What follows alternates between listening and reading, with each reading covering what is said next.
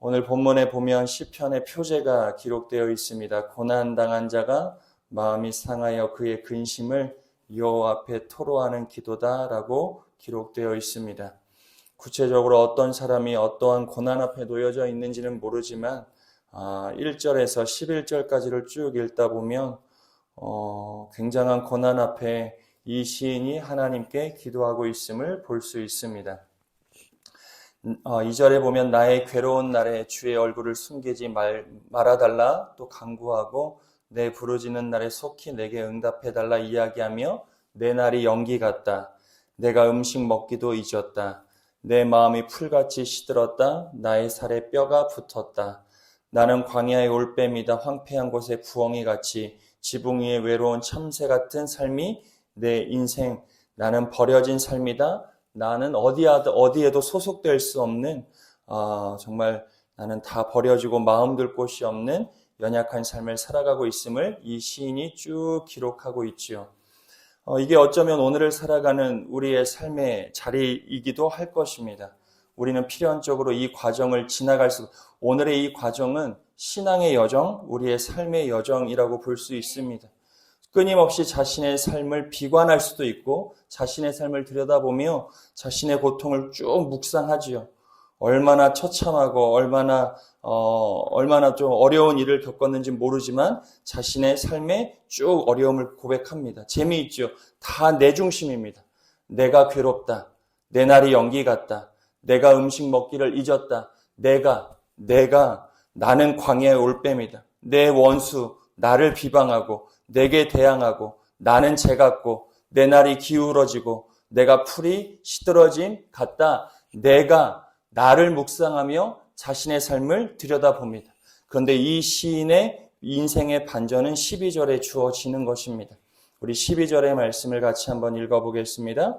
여호와여 주는 영원히 계시고 주에 대한 기억은 대대에 이르리이다. 많은 사람들이 2절에서 11절처럼 내 삶을 들여다보면 나의 고난을 묵상하고 나를 비난하고 비관하고 나를 저주하는 삶 많은 사람들이 다 지나갑니다. 그런데 그렇게 인생이 맞춰지는 인생이 있는가 하면 그렇게 살다가도 12절의 반전이 이루어지는 인생도 있는 것이지요. 내 삶을 묵상하다. 내 눈이 내 삶만 들여다보다. 내 삶에 내 눈이 머물렀다가 나의 눈을 들어 여호와 하나님을 바라보게 되는 순간 이 시인의 삶에 반전이 주어지더라는 것입니다. 사랑하는 여러분, 신앙은 이 과정이 있어야 돼요. 신앙은 내 삶을 깊이 들여다보는 은혜가 있죠. 하나님을 알아가면 알아갈수록 내가 하나님 앞에 어떠한 존재인지가 드러납니다.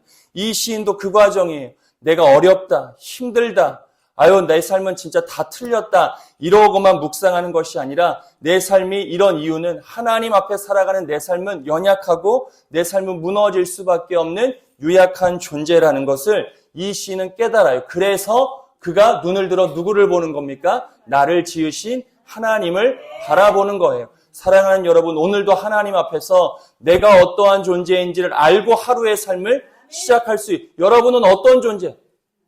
하나님 앞에 어떤 존재십니까? 하나님 앞에 이걸 알아야 내가 사람 앞에 내가 어떤 존재로 살아가야 하는지가 결정나지요.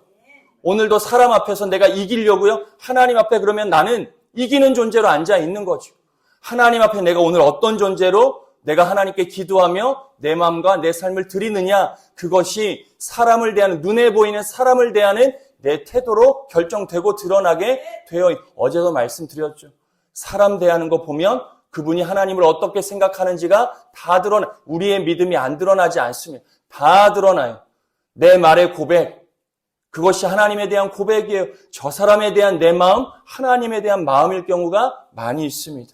오늘 이 시인도 나는이라고 하며 자신은 아무것도 아님을 하나님 앞에 고백하며 자신의 삶을 하나님 앞에 세워가죠. 여호와여 주는 영원히 계시고 주에 대한 기억은 대대에 이릅니다. 주여 내 삶을 건져 주옵소서. 그러니 이 시인이 1절에 선포하며 자신의 시편을 적어가는 겁니다.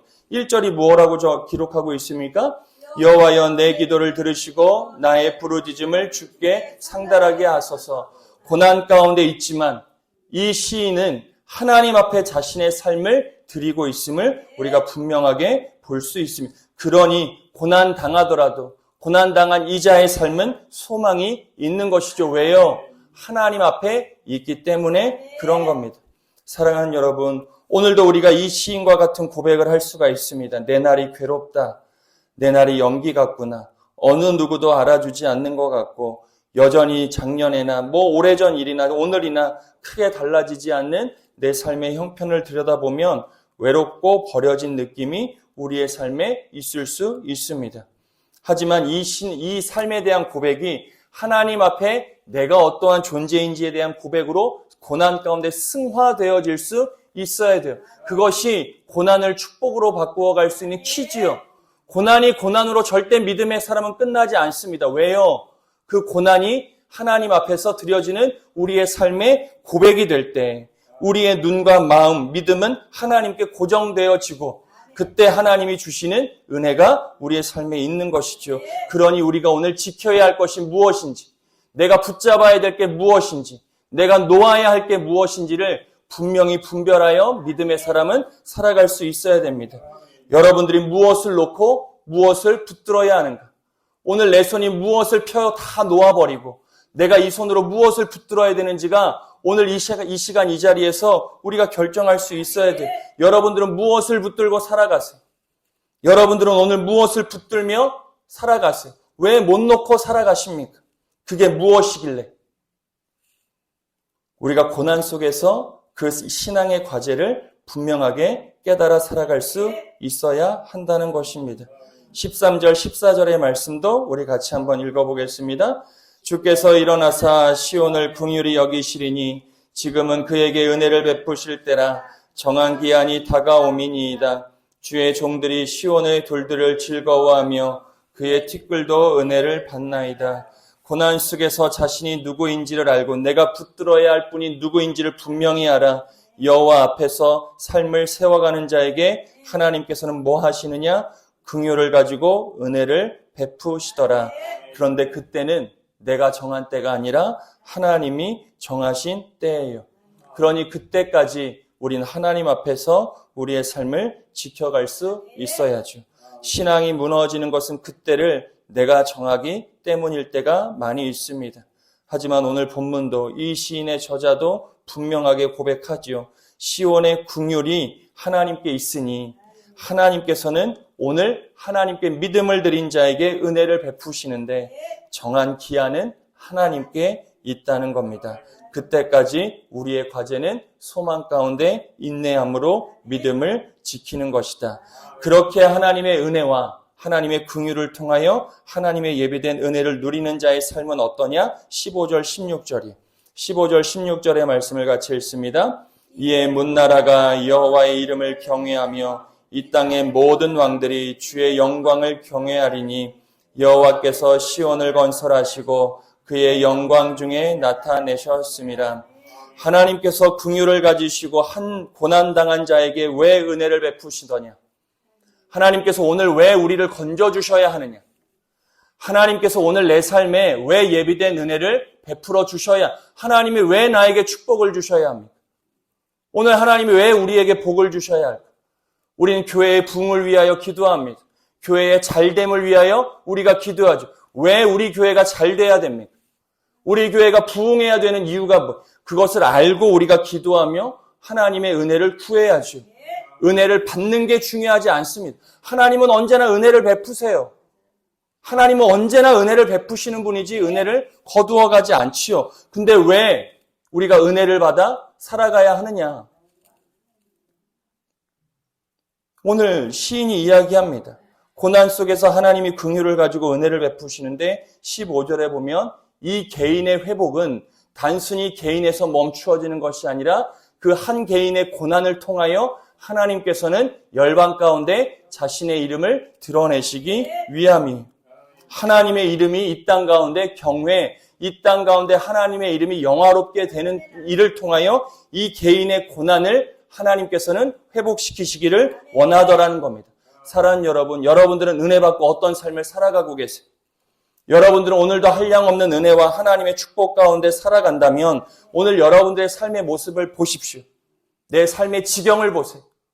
내가 어떤 삶의 바운더리를 가지고, 내가 어떤 마음씀을 가지고, 내가 어떤 은혜를 가지고 여러분들의 삶을 세워가는지 제가 말씀드렸잖아요. 은혜 받는데 이상하게 하나님의 은혜를 받으시는 것 같은데 삶이 점점 좁아져요.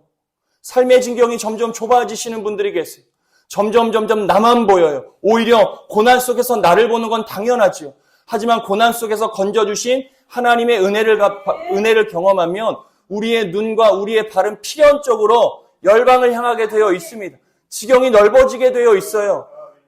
갈 수 없는 곳으로 가게 된 선교사님들이 괜히 나가는 겁니까? 다 나가자는 게 아니죠. 우리의 마음의 지경이 넓어지게 되어 있어요. 근데 왜 은혜 받는데, 주의 긍휼을 가지고 은혜를 받는데 내 시선과 내 믿음이 계속 좁아집니다. 큰일 나죠. 큰일 납니다. 사랑하는 여러분, 여러분들의 삶의 지경이 매일매일 하나님의 은혜 가운데 넓어지는 은혜가 꼭 있게 되기를 간절히 축원드립니다. 교회의 부흥도 마찬가지예요. 교회가 부흥되어 우리가 편안하자? 아니요. 그러면 교회가 무너지지요. 하나님의 교회는 하나님의 부흥을 통하여 끊임없이 지경을 넓혀갈 수 있어야 되는 겁니다.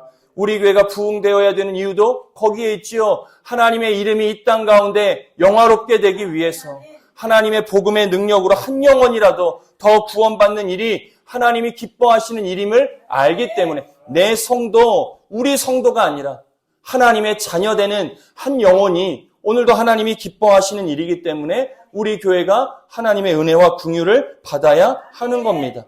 이 목적이 흐릿해지며 다 욕심으로 다 치달아요. 내 신앙을 통하여 내 욕심 취합니다. 내가 어디서 인정받지 못해가지고 교회 와서 인정받으려고 하시는 분들이 얼마나 많은지요. 인정해주지 않으면 화나죠. 그러니 교회에 분란이 일어나는 겁니다. 사랑하는 여러분, 저와 여러분의 신앙은 그런 신앙이 아니라 오늘 이 시인이 자신의 고난 앞에서 하나님을 바라보았듯 우리가 이 제단에서 신앙하는 모든 여정의 날들이 하나님만 바라보는 은혜의 날들이 꼭 되어지시기를 좋으신 예수님의 이름으로 간절히 축원드립니다. 고난 중에 성도는 하나님께 정직하게 탄식하며 기도할 수 있어야 한다. 인간은 쇠잔하지만 하나님은 영원하세요. 우리는 시들지만 하나님은 영원 불변하십니다. 그 하나님을 바라보는 것이 신앙의 능력이지요. 믿음의 전환은 현실의 좋음이 아닙니다. 내 현실이 좋아지는 게 절대 그렇게 신앙하지 마세요. 내 기분 따라. 세상에서도 얘기합니다. 직장 생활 가면 얘기해요. 직장 생활에서 뭐라고 얘기합니까? 여러분들의 기도와 감정이 태도가 되지 않게 하라고 세상도 가리킵니다. 심지어 신앙도 똑같지요. 우리가 하나님 앞에 신앙하는 것이 내 기분과 내 감정에 따라 내 신앙의 태도가 규정되어져서는 안 되는 겁니다.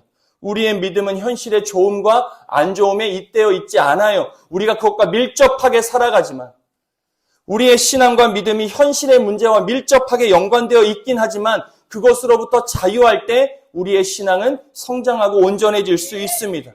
내 삶이 좋아지면 그냥 뭐든 다 할 것처럼 아니요. 그러든 그렇지 않든 내 몸이 좀 힘들든 약하든 나이가 좀 들었든 들지 않았든 젊든 내가 좀 가지고 있든 못 가지고 있든 내가 사회적 지위가 있든 없든 교회는 그것이 중요한 것이 아니라 함께 더불어 주의 사명 한 영혼의 구원을 위하여 하나님께 드리는 삶이 중요한 거예요. 왜 내 시선이 거기에 가 있는 겁니까? 우리의 시선이 옮겨져야지. 어디로요? 하나님께로요. 왜 내 시선이 그걸 보고 있습니까? 현실을 봐요. 이래서 안 된다고. 저래서 안 된다고. 그 말이 성도의 입에서 너무 많이 나옵니다. 목사님, 이러면 안 돼요. 이러면 큰일 나요. 이러면 교회가 무너져요. 교회가 성장이 안 돼요. 그 입이 성도의 입에서, 하나님의 자녀의 입에서 너무 쉽게 나옵니다. 하나님을 바라보는 신앙인이라면서 현실의 문제 앞에 내가 하나님을 판단하고 하나님이 이런 하나님의 교회가 이러쿵 저러쿵. 아니요. 믿음은 그렇게 주어지는 게 아니라 우리의 시선이 옮겨질 때 우리의 믿음이 굳건해지는 거예요. 내가 여전히 현실을 본다? 아니요. 우리가 믿음의 눈을 들어 내 시선이 하나님께 고정되어질 때 우리의 믿음이 달라질 수 있는 겁니다. 하나님은 정하신 때에 하나님의 백성을 반드시 긍휼히 여기시며 하나님의 회복의 때를 허락해 주신다. 하나님의 때를 우리가 늘 사모하며 살아갈 수 있어요. 궁극적인 하나님의 때는 우리가 하나님이 예비하신 거처에 가는 그 순간이겠지만 이 땅에 살아가는 하나님의 때도 우리가 매 순간 사모하며 살아갈 수 있어야 돼요. 그 때를 중요한 것은 내가 함부로 재단하지 않는 거예요. 어느 누구의 삶에도 내 삶도 마찬가지지만 다른 누군가의 삶도 마찬가지입니다. 이때는 뭐 이렇게 해야 될 때야 라고 하는 말이 쉽게 나오시면 안 돼요. 같이 그냥 기도해 주세요. 성도 간에 제일 중요한 겁니다. 성도의 삶을 함부로 하나님의 이름을 빗대어 평가하지 마세요.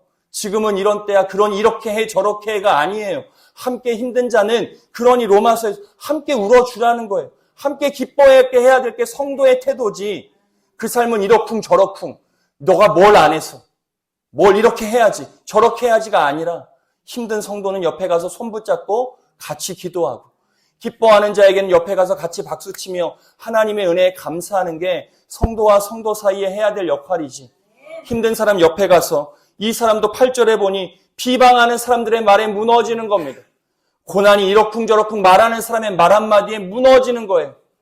하나님의 뜻이 있을 거야. 그 말에 오히려 무너져요. 하나님의 때가 있을 거야. 그 말에 무너집니다. 자기는 절박하니까요. 얼마나 내가 절박합니까? 사랑하는 여러분, 그런 말들이 아니라 하나님의 때를 우리가 함께 소망하며 함께 기도하고 함께 기뻐하는 것이 교회와 성도들이 해야 될 역할임을 꼭 기억하시고 오늘도 많은 말이 아니라 하나님의 때를 묵묵히 믿음 가운데 기다리며 살아가는 저와 여러분의 삶이 되어지시기를 간절히 축원드립니다. 믿음은 고통 없는 상태가 아니라 고통이 주어진다 하더라도 하나님을 바라보는 것, 그것이 오늘 우리가 지켜야 할 믿음이라는 것을 꼭 기억하시고 오늘 하루 어떤 상황 속에서도 하나님만 바라보며 여러분의 삶을 믿음 가운데 세워가는 은혜가 있게 되기를 좋으신 예수님의 이름으로 간절히 축원드립니다.